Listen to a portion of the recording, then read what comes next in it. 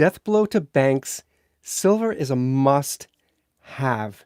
This is Reuters telling us that U.S. banks face loss risk from multifamily property loan exposure. It's just another example of how hard hit these regional banks are being slammed. I mean, really from all angles.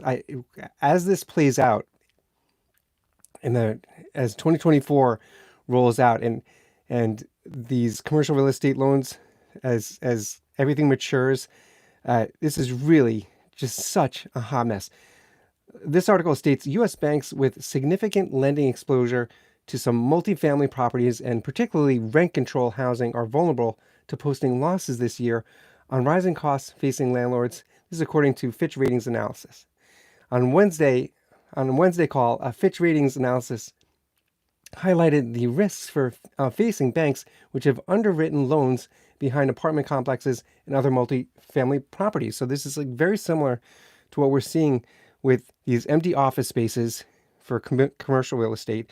This massive shift to the hybrid workspace, where much of these buildings are not occupied anymore, and nobody ever would have imagined that this would come to play.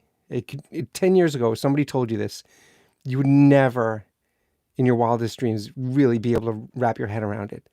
That cities like New York City with just towering offices, that entire market would come crashing. Nobody would ever imagine that this is the reality that is coming out to play.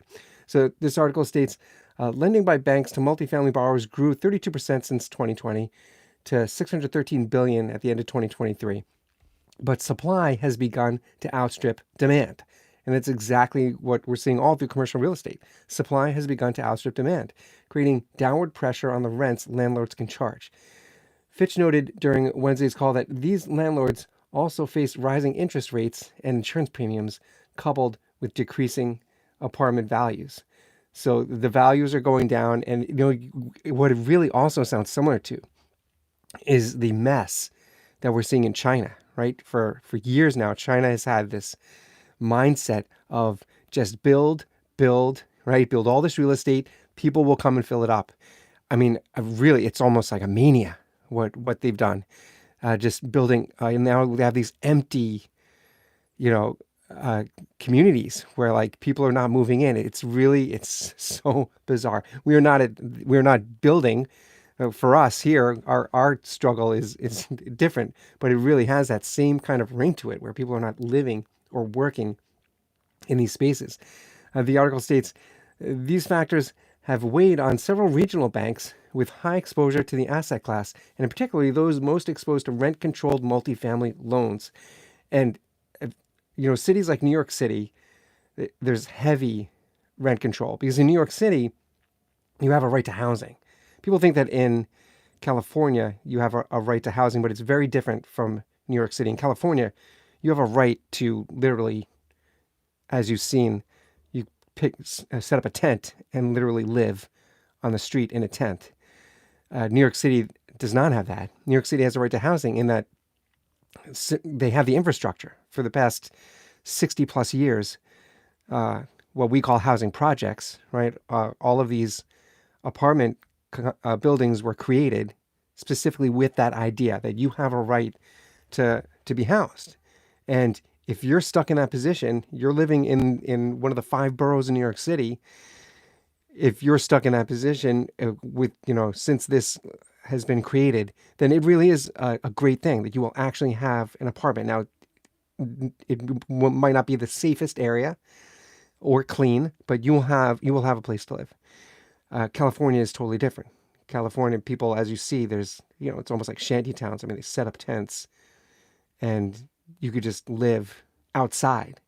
There isn't really there's not the space or the infrastructure in cities like San Francisco.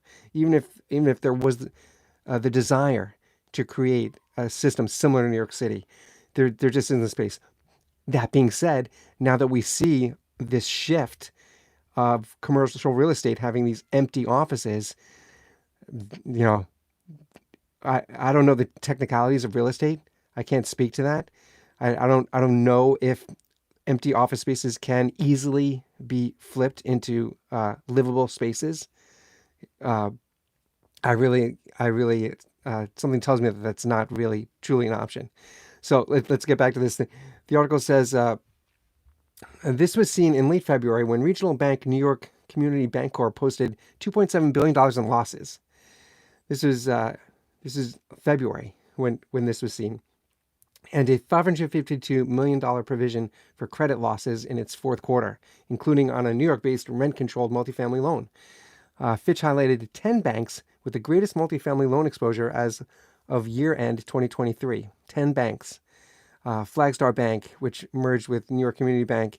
Other banks with a high proportion of multifamily loans include First Foundation Bank. These are like all regional banks. Dime Community Bank, regional and community banks. Pacific Premier Bank.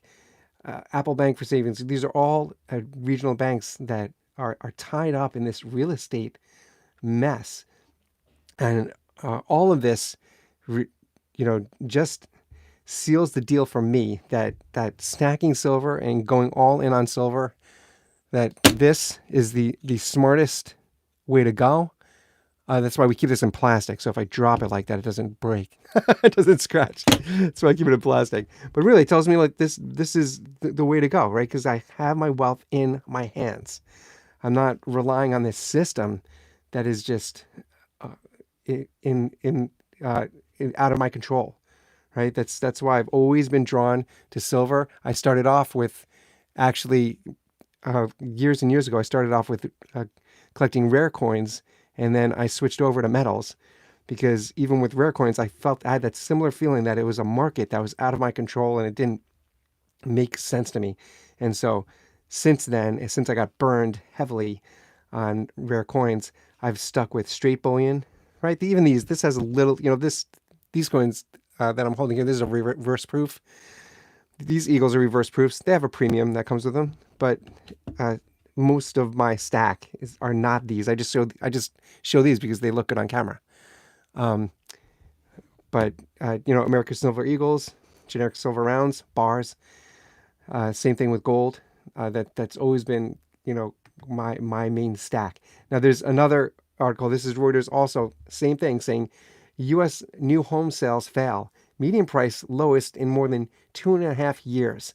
And we've heard recently that mortgages are close to really inching to 7% for a mortgage. 7%. If you were young, 20-something, 30-something, looking to be a first-time home buyer, and you're in that position, getting a mortgage that high, oh my gosh, I can't imagine signing on to a 30-year mortgage and then hoping that this all clears out, just getting that debt. I mean, talk about a debt-based society. That is a clear example of being roped in to these long mortgages at a 7%. Woo! That is really high. Okay, this article states sales of new U.S. single-family homes unexpectedly fell in February after mortgage rates increased during the month. Yeah, exactly. It's not that much of a surprise. I think the big surprise for this market is that spring is almost here. And that's the big real estate that's like their season, spring. But with mortgages that high, I can't imagine that homes are going to really be moving, especially with this mortgage rate. It's unbelievable.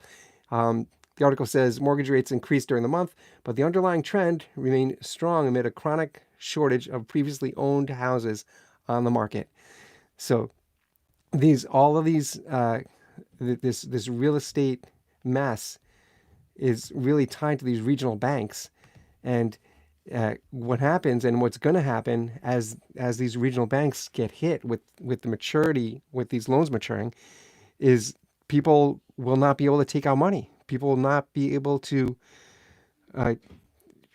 They'll be forced to turn to credit cards, and that already is exploding. The use of credit card debt and those fluctuating rates are just going to slam people. So what's coming down the pike really shows me that silver, especially silver, because it is still at a price that is within reach for most of us $24, $25 an ounce. Gold is completely out of reach for many of us, but silver is still there, full ounces. And I'm still bullish, very bullish on silver. I do see silver going up.